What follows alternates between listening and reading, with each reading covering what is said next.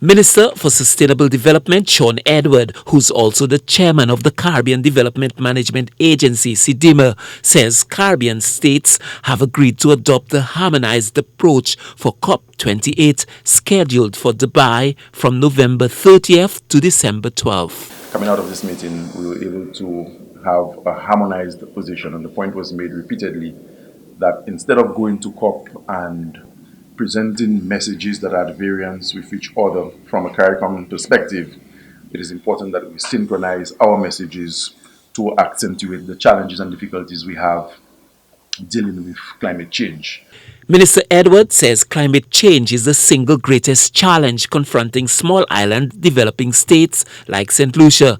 He says developmental gains can be wiped out by a single storm, forcing governments, individuals and businesses to start back from scratch. Climate change is perhaps the single most challenging matter that small island developing states like St. Lucia have to deal with at the moment. And we have seen climate change impact almost every facet of society, almost every sector of national development. When the hurricanes come, and of course we've been told by the IPCC, which is the Intergovernmental Panel on Climate Change, it's really a scientific body that does all the monitoring of the climate and the different atmospheric conditions to arrive at a conclusion to tell us where we are at as it relates to climate change.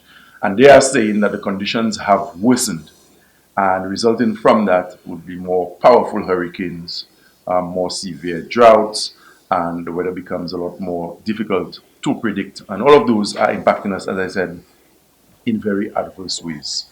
The industrialized nations, which are largely responsible for causing climate change, have pledged $100 billion United States dollars to fund climate change adaptation and mitigation.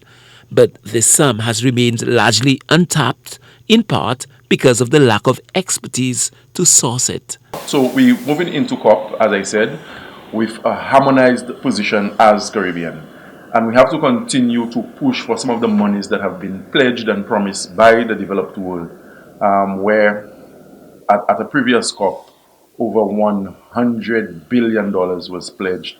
That is monies that was supposed to have been made accessible to developing countries, but to date we notice that that money has not been forthcoming. And when we are impacted by weather systems, we are left with no choice but to borrow.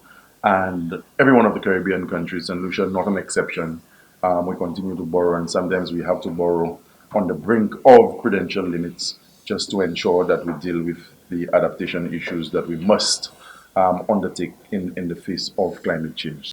Climate experts are predicting more adverse weather conditions, more intense and longer-lasting heat waves, more frequent and more destructive storms, continued coastal erosion, and more difficult to predict weather patterns.